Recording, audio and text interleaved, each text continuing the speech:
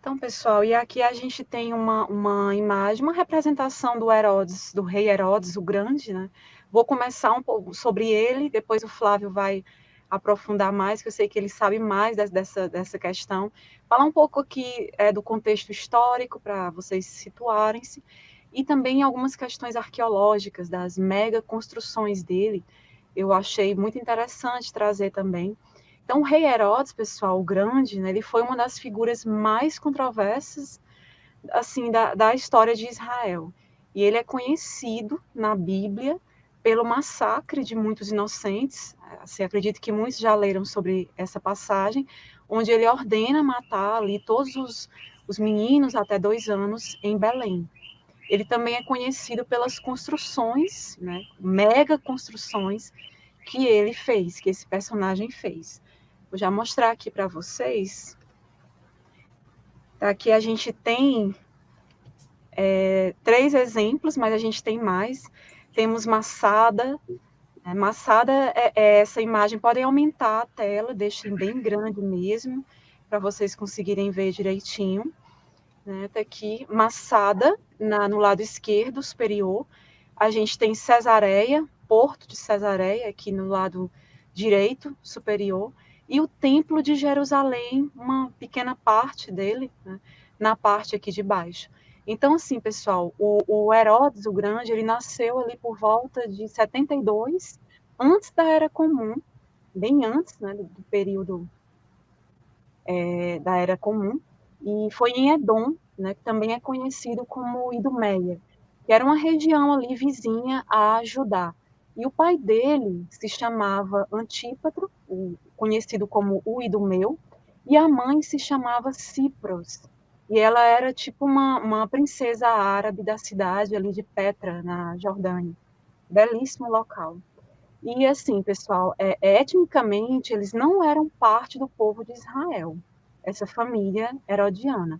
Mas o avô de Herodes, ele vai se converter ao judaísmo e por isso a família ela será considerada uma família judia.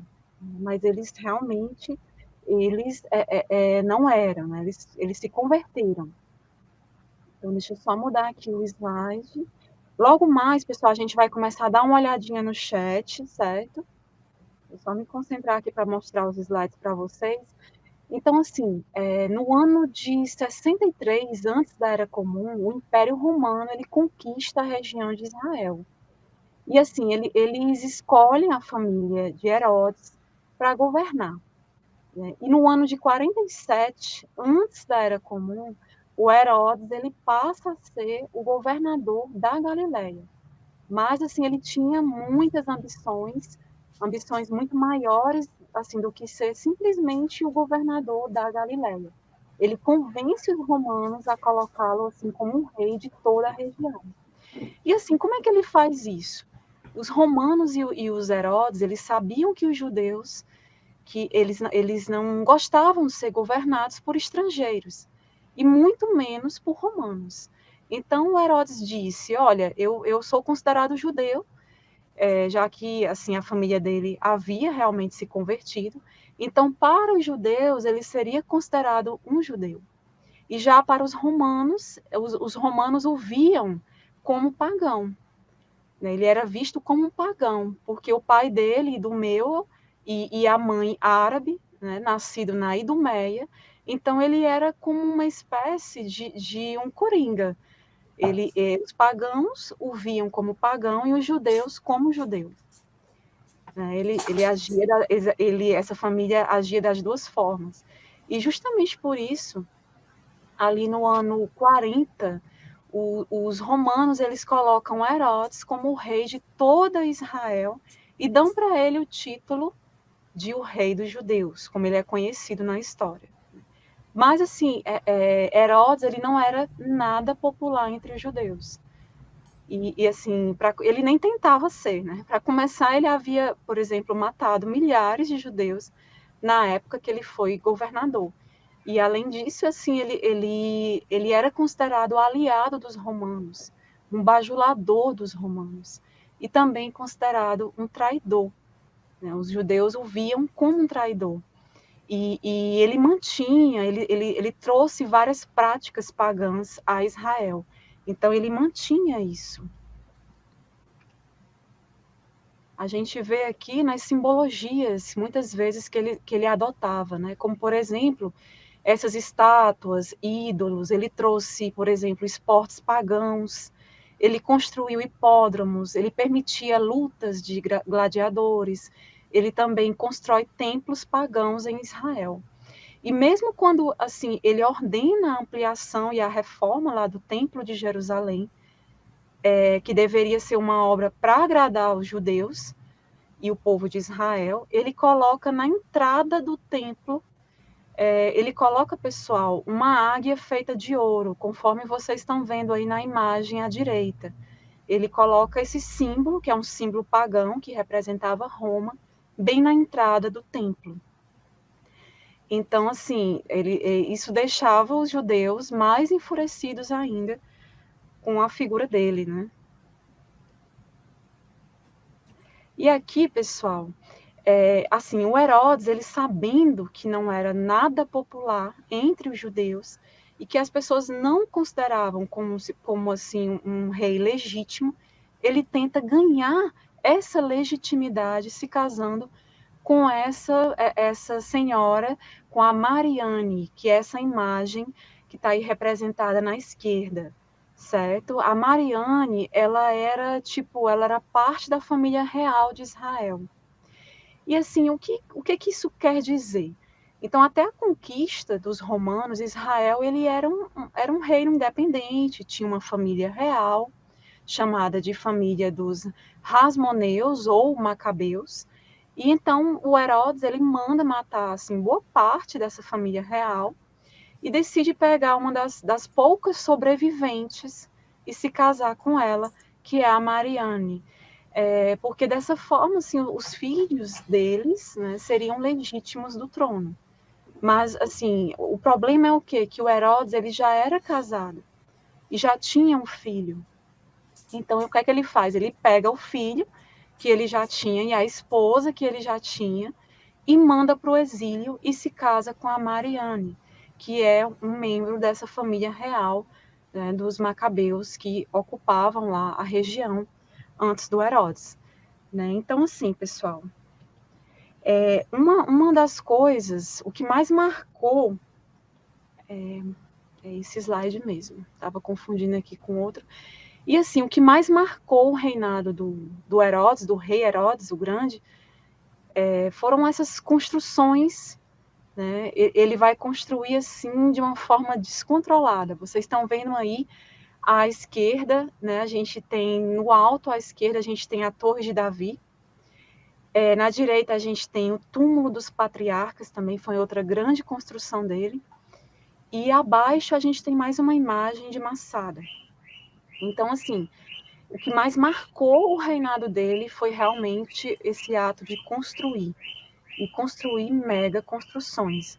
Ele construiu mais do que qualquer outro rei de Israel. E ele vai construir, por exemplo, também, como eu já mostrei num slide passado, Cesareia Marítima, que foi um porto, né, gigantesco, e uma cidade também gigantesca, ali à beira do mar Mediterrâneo. Ele vai construir também essa Torre de Davi, que está aí representada no slide, na parte superior, do lado esquerdo, que, na verdade, apesar do nome, pessoal, esta torre ela não foi construída pelo rei Davi, mas sim pelo rei Herodes o Grande. Ele vai construir mais assim de uma dezena de castelos, palácios. Ele também vai construir o túmulo dos patriarcas em Hebron, como vocês estão vendo aí à direita. E a obra mais famosa que ele fez foi a ampliação do Templo de Jerusalém. E só para entendermos, pessoal, o tamanho que estamos falando, né, com relação a esse templo, a lateral do Templo de Jerusalém tinha meio quilômetro. Só para ter ideia. E, assim, a altura dele, né, era equivalente a um edifício atual de 21 andares. E lembrando que eles não utilizavam cimento. Então, eram realmente mega construções para arqueologia. Então, parte desta construção é o que hoje em dia a gente conhece como o que restou lá, que é o Muro das Lamentações. assim, mas em minha opinião, é a obra que realmente reflete quem foi o rei Herodes, é Massada, que está logo, né, tem uma imagenzinha dela aí abaixo, né, mas Massada, ele é um castelo dentro de uma fortaleza, em cima de uma montanha, no meio do deserto. Então, assim, uma obra que mesmo nos dias atuais, seria difícil de ser construída, né? Assim, mas por quê? Por que que ele fez essa obra tão grande no meio do deserto? Assim, ele era meio que paranoico também. Ele achava que a todo momento tinham pessoas bolando um plano, né, para tirá-lo do poder, para matá-lo. Então, por isso Massada foi construída como uma fortaleza e assim de uma forma impenetrável realmente, para poder protegê-lo. Caso acontecesse uma guerra ou algo que colocasse Herodes em risco, né, ele poderia assim se refugiar em cima da montanha, enquanto os soldados dele lutariam e morreriam por ele. E falando em soldados, pessoal, ele tinha uma guarda pessoal de mais de 2.000 guarda-costas. Tudo parte da paranoia dele. E assim, no meio de toda essa paranoia, ele começa a desconfiar que a própria esposa, aquela que ele casou, obrigou ela a casar com ele, a Mariane, ela está bolando, ele começa a achar que ela está bolando um plano para matar ele como vingança do que ele fez com a família dela. Então ele acaba matando a esposa também, né, a Mariane, e ele também mata os dois filhos com ela, o Alexander e o Aristóbulos, que teve com ela. Acho que depois o Flávio pode confirmar direitinho isso. Ele ficou com medo de que os filhos descobrissem o que ele tinha feito com a mãe, e aí fosse querer tomar satisfação, se vingar, e aí ele acabou matando também dois dos filhos, né? Então, assim, por isso que o imperador de Roma, ele vai dizer assim, na época, né? Ele vai dizer que é melhor ser o porco de Herodes do que o filho dele, por conta dessas atrocidades que ele cometeu contra, inclusive, a própria família. Inclusive, aquele ato cruel que é descrito na Bíblia, né, dele mandar matar as crianças até 2 anos de idade, porque ele ouve que o novo rei dos judeus nasceu. Aí ele inicia toda aquela saga ali sanguinária, né, pessoal? E a gente sabe que são histórias, né? A gente vai chegar nesse ponto. Histórias manipuladas, criadas, né? Então aqui a gente chega em Flávio Joséfos, né, que foi uma pessoa que registrou muito da história do Herodes, né? Então, assim, como é que a gente sabe tanto detalhe de um homem como Herodes, o Grande, que viveu há mais de 2.000 anos, graças ao historiador Flávio Joséfo, que aprontou todas, né? E muito mais. Então ele relata em detalhes a vida de Herodes, até o ponto. Agora, assim, até que ponto a gente pode confiar realmente nessas narrativas do Flávio Joséfo, né? Até que ponto? Então, isso é uma questão, né? E, inclusive, o Joséfo, ele nos conta dos últimos dias de vida do rei Herodes o Grande, que ele passou em um dos seus palácios, que fica ali na cidade de Jericó, com muito sofrimento. Ele estava muito doente, né? Inclusive, a doença ficou conhecida como mal de Herodes. Ele sentia dores muito intensas, problemas estomacais, intestinais.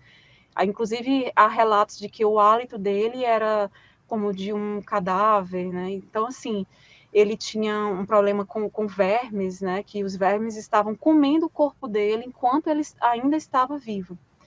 Então, assim, após a morte, né? O corpo de Herodes, ele foi levado ao Herodion. Inclusive, quando ele morreu, ele dizia que queria que as pessoas chorassem muito por ele. Só que ele era tão mal, tão ruim, que as pessoas estavam dando, né, graças que ele partiu. Então ele tinha dito que era para os soldados pegarem vários jovens, e no momento da morte dele, ele disse que era para matarem esses jovens também, porque dessa forma a população ia chorar. Mas aí ele morreu e os filhos dele tiveram bom senso, né, de não fazer isso. né? Então, assim, o corpo dele, após a morte, foi levado até o Herodion. Herodion, que é essa fortaleza aí que vocês estão vendo do lado direito, um local bem interessante. É uma das obras fantásticas, né, realmente, que ele fez. É tipo uma montanha artificial. Essa montanha não existia. Ele criou a montanha para fazer a fortaleza dentro dela, né? Olha que interessante. Dentro dela um palácio, várias, até um spa tinha todo um sistema de abastecimento de água, muitos reservatórios de água, porque ele tinha aquela preocupação de preparar esse local para a guerra também. Então, realmente foi um local bem preparado para a guerra. E, inclusive, nesse local, ele teve um confronto ali com os macabeus, quase que ele perde, e daí a preocupação dele de construir essa fortaleza nesse local, o Herodion, essa montanha artificial. E foi aí que foi construído o mausoléu dele, segundo as informações do Joséfo, né? O corpo dele ele foi colocado num sarcófago. Vou já mostrar a foto do sarcófago para vocês. E algum tempo depois, assim, muitas pessoas que ele era muito odiado, as pessoas que não gostavam dele, foram lá, poucos dias depois, destruíram o mausoléu. Ficou totalmente destruído o túmulo dele. E o sarcófago de Herodes, ele foi jogado montanha abaixo.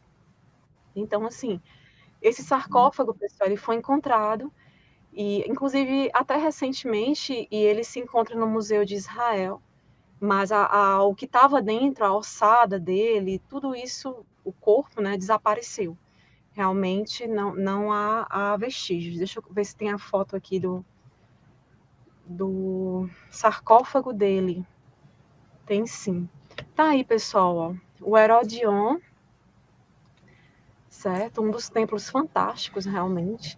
Né? Tem toda uma estrutura, tem um local de banhos, né? Bem interessante. E o sarcófago dele, certo? Que está no Museu de Israel. Então, uma coisa interessante, né?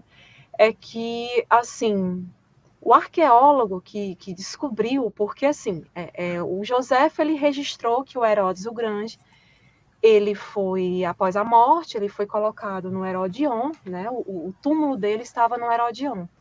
Mas o arqueólogo israelense, eu esqueci o nome dele agora, Netzer, acho que é assim o nome dele, ele passou 40 anos, foi a descoberta da vida dele, ele passou 40 anos para descobrir o mausoléu do Herodes o Grande nessa fortaleza. 40 anos.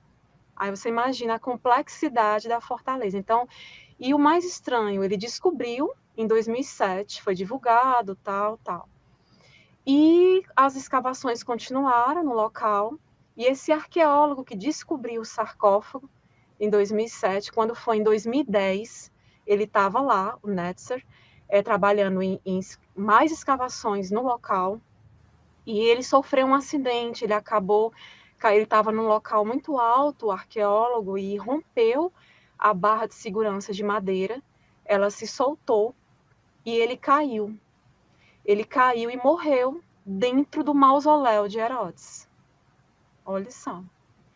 Assim, algo bem, bem estranho, né? O cara que descobriu, o arqueólogo que descobriu o mausoléu, ele morre dentro do mausoléu de Herodes. Uma maldição, não sei, né?